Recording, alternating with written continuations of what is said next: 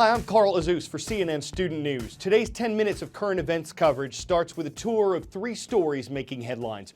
First up, a search for answers after a mass shooting Wednesday in San Bernardino, California.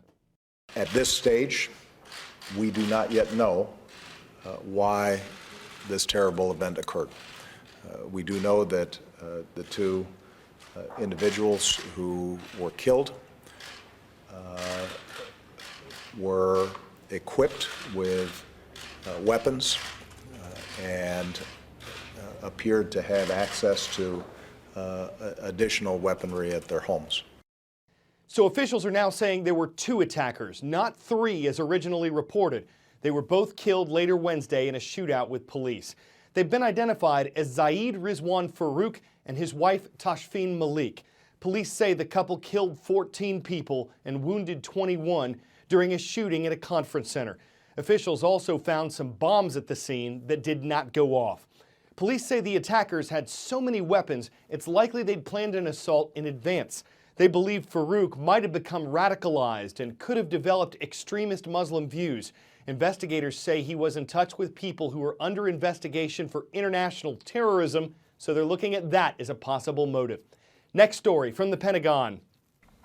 To succeed in our mission of national defense, we cannot afford to cut ourselves off from half the country's talents and skills. We have to take full advantage of every individual who can meet our standards. Part of Defense Secretary Ashton Carter's statement yesterday that women will now be allowed in all combat positions in the U.S. military. The historic change will allow women to serve in infantry, armor, reconnaissance, and certain special operations units that used to be limited to men. Not everyone supports the decision. The Marine Corps pointed to a study it conducted that suggested all male combat squads are more effective and less likely to be injured than forces with both men and women. Third story takes us to the UK. The House should be under no illusion. These terrorists are plotting to kill us and to radicalize our children right now. Part of the Prime Minister's speech ahead of a vote in Parliament that authorized Britain to launch airstrikes against ISIS terrorist targets in Syria. Before the vote, the UK was only conducting airstrikes in Iraq, but international pressure increased for Britain to do more following the November 13th terrorist attacks in Paris, France.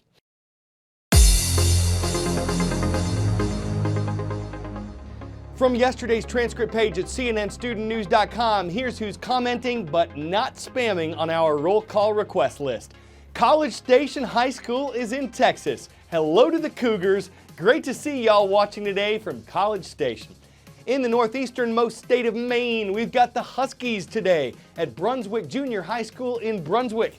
And in the eastern Mexican state of Nuevo León, hello to our viewers at the American Institute of Monterrey. Thank you for watching.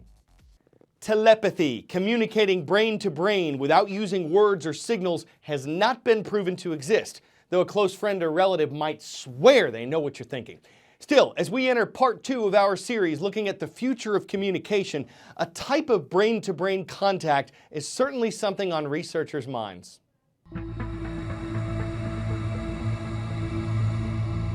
We are by nature sociable creatures. We like spending time with each other, talking directly face to face.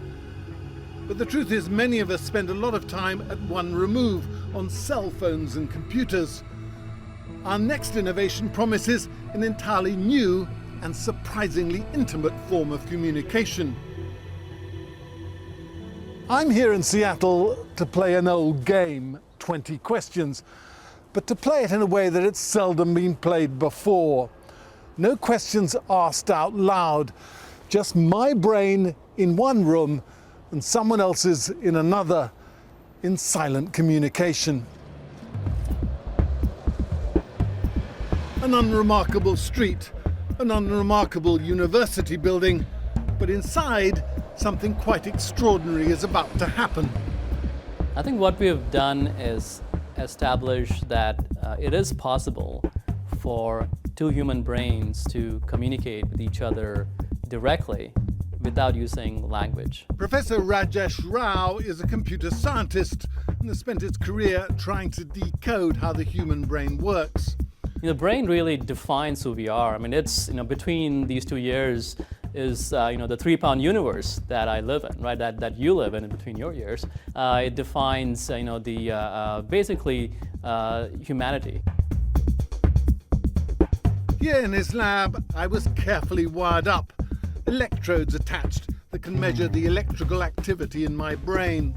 So this is a first for me, looking at my own brain waves. On the other side of campus, a good kilometre away, Dr. Jessica Thomas was getting ready too. She would receive my thoughts, the quiz master in our game of 20 questions. This would be the first person from the public who is actually going to be sitting in this chair, so you better do well. So I'm going to have to concentrate really hard. That would help if you want them to figure out what's on your mind. I was given an object to think about and asked a question about it on screen. I responded with just my eyes, focusing on a pair of oscillating lights under each answer, left for yes, right for no. This made the neurons in the visual cortex at the back of my brain fire in a certain way, and the information transmitted via the internet to Dr. Thomas. Her helmet was equipped with a special device, a transcranial magnetic stimulator, or TMS, which modifies her brainwaves using magnetic fields. If the answer is yes, a pulse alters her vision ever so slightly. And after a few more questions, she consistently guessed what I was thinking. In other words, in a rudimentary way, she was reading my thoughts. Proving that brain-to-brain communication was feasible involved a meeting of 3 minds. Andrea Stocco and Chantel Pratt are psychologists, married both to each other and to the experiment. I'm the first person in the world to receive a tiny piece of information that comes straight from another person's brain. I remember talking to the students who were there, and I felt like, we actually made a tiny bit of history today. We're dipping our toes in the water here, aren't we? That's right. That's a very good analogy. I think we are just beginning to scratch the surface of what does it mean for brains to be connected. For example, from the medical side, you could imagine paralyzed patients conveying to their loved ones their feelings and their intentions. There's a potential for brains to be connected where that could be used for conveying abstract knowledge that might be hard to convey through language. So this concept of brain tutoring or neural tutoring, just thinking of brain-to-brain communication as the next potential stage for human evolution. Do we actually go beyond what biology can offer us in terms of communication to enhance our creativity as humans, and maybe we can literally put our heads together to solve the challenges facing humanity in science and in technology.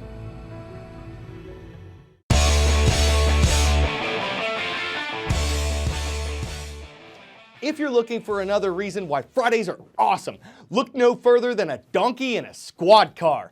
No, he wasn't resisting arrest. The affable animal was found wandering alone along a busy highway. The lady who found him had a place where he could stay, but she needed someone's help in getting in there. So an officer showed up, loaded him up with the help of some animal feed, and gave him a police escort. He was only in custody for about 4 miles, and he didn't he and aw too much about it. Oh, he might have crooked an ear or made an off-the-cuff subjection, but it's not like the officer could give him donkeys and let him drive himself home. I'm Carl Azus. We hope to see you Monday when CNN Student News returns.